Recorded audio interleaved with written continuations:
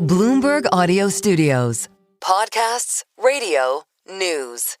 Well, this is a heck of a way to start a conversation. Joining us live from Capitol Hill, Democratic Senator Elizabeth Warren of Massachusetts. Again, ranking member, Senate Banking Committee, member of the Senate Finance Committee. Senator, it's good to see you. Welcome back to Bloomberg TV and radio. You sure seem to be top of mind, if not top of word, every time the president speaks lately. And I want to ask you about your effort to quash this bailout, as many are calling it, for Argentina. President said today, this is a direct quote, "Just helping a great philosophy take over a great country. We don't have to do it," he said.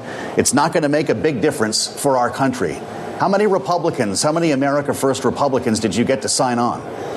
Yeah, you ask exactly the right question. Donald Trump ran for office proclaiming he would do America first.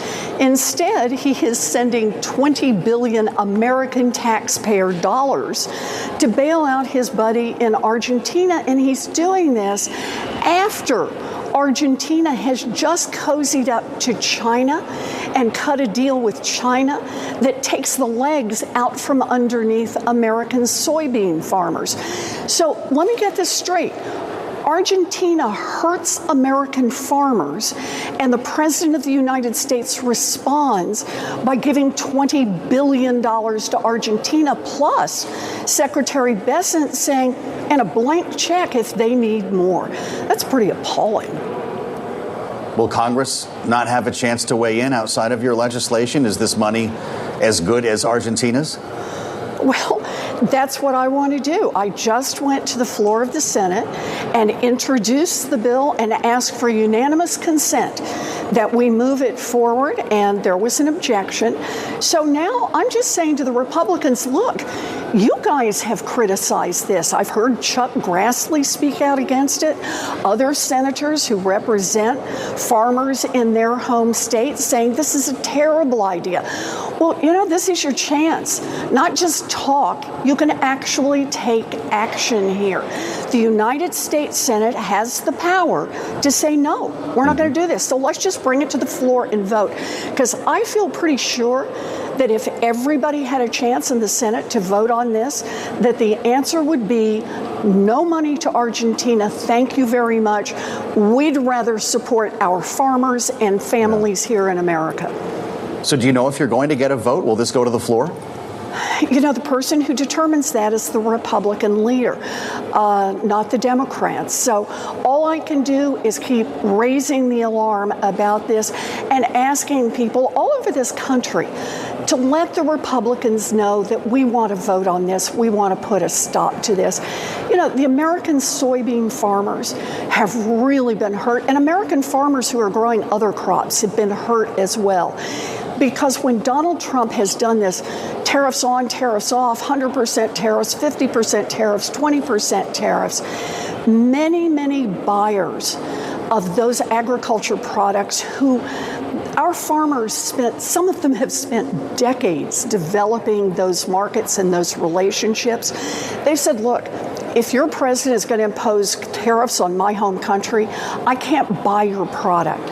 And that's putting our American farmers under a lot of pressure. The soybean farmers, in particular, got targeted by China and Argentina. Argentina doing a deal with China to cut out American soybean farmers. That's just not right. And we should not be rewarding a country that acts against the interests of the American people and the American farmer. And that is exactly what Donald Trump is doing. Senator, I want to turn from Argentina now to Capitol Hill. I'm curious if you have spoken to the minority leader, Chuck Schumer, about his plans next and what's going on with the shutdown and when people can expect to feel some relief. So I don't talk about private conversations, but let me put it this way. Democrats are really clear about what we're asking for. We want the Republicans just to roll back those cuts that are going to knock 15 million Americans off their health care coverage and drive up insurance costs for tens of millions more Americans. That's all we're asking for here. And the Republicans right now literally will not even sit down and negotiate. The House is out for its 4th week of vacation, so they can't even be here to vote. And the Senate just says no talking. You know, that's not how it works in a democracy.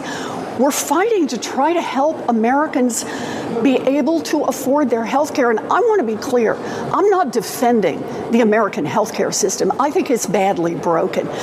But what Trump is doing to that system, along with the Republicans, is they're going to take a creaky, barely functioning system and just smash it apart. And that ultimately is going to hurt everybody in this country. And we're just trying to push back. Say, just give people back the coverage they had back in June. We're not trying to rewrite the whole system. We're not spending any additional money. Just give people what they had a few months ago before Donald Trump and the Republicans passed that one big, beautiful bill. Senator, I do want to turn to your home state of Massachusetts right now in the short time that we do have left. President Trump saying today he was very critical of the Boston mayor. In fact, saying at one point that he would consider pulling the World Cup games from Boston. Of course, that is something that is up to the head of FIFA. However, are you concerned that Boston could be the next target for National Guard troops? You know, let me just start by saying what a terrific job Michelle Wu, who is mayor of Boston, is doing. In fact, she just won in the primary for her reelection, which comes up in November, by 49 points, so much so that her opponent dropped out. So the people of Boston really seem to think that she's doing a pretty terrific job. And given that Boston has the lowest crime rate of any major city in America, that Michelle Wu has done more on affordable housing and to put more, create more child care slots, really tells you why she is much respected and often much loved in the city of Boston. For Donald Trump to attack her, it seems to me, is just a way to say he doesn't like people who are not bowing the knee to Donald Trump, because that's the one thing she has pushed back and said to the President of the United States. If you want to help make Boston safer, then send us some better gun safety laws nationally. We're doing a good job here in Massachusetts, but help us out nationally so guns don't get imported from elsewhere. Help us with health care. Help us with housing. Those are the things that will help make Boston an even better city. Donald Trump doesn't like anyone who doesn't bend the knee. So frankly, I'm not surprised that he's trying to pick some kind of fight with Michelle Wu, but I don't think it's going to work. You know, he did say, Senator, that he thought that the mayor was, in fact, intelligent and smarter than some of the other mayors. For what it's worth, I put that out there. He was being asked about these street takeovers that have taken place, the pro-Palestinian protests that have in some cases been pretty large scale in Boston. I'm just wondering, what would be your response and what should be Governor Healey's response if Donald Trump decides that your hometown is next for National Guard troops? Well, so I just want to be clear on what you're talking about. Mayor Wu put out a very strong statement about this and said, we're not going to do this. She's also put out a strong statement when a police officer got hurt, when there had been a protest. Look, everybody has problems, things happen, but that's why we have our local police, that's why we have our state police, and they are doing an excellent job. We don't need any national troops to come in to somehow flatter Donald Trump's ego. Certainly wouldn't be the first time. Would you pursue legal action if he did, Senator? Oh, yes. Look, what Donald Trump is trying to do right now in California, in Illinois, is pretty clearly illegal. And the courts have already said so across the board, that he does not have the authority to engage in this kind of takeover of American cities. Same thing for Portland. But this is about more than just what is legal. This is about Donald Trump trying to find as many ways as possible to suppress, to shut up, to hush anyone who disagrees with Donald Trump. And that's true whether we're talking about mayors of big cities, or we're talking about late-night comedians, or we're talking about elected officials.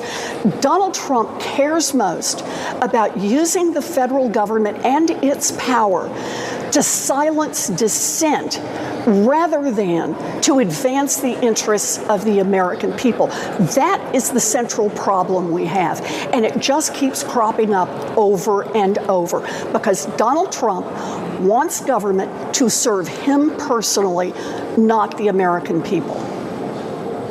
Never one to mince words. Democratic Senator Elizabeth Warren of Massachusetts. Thank you, Senator, for joining us on Bloomberg. Thank you for having me.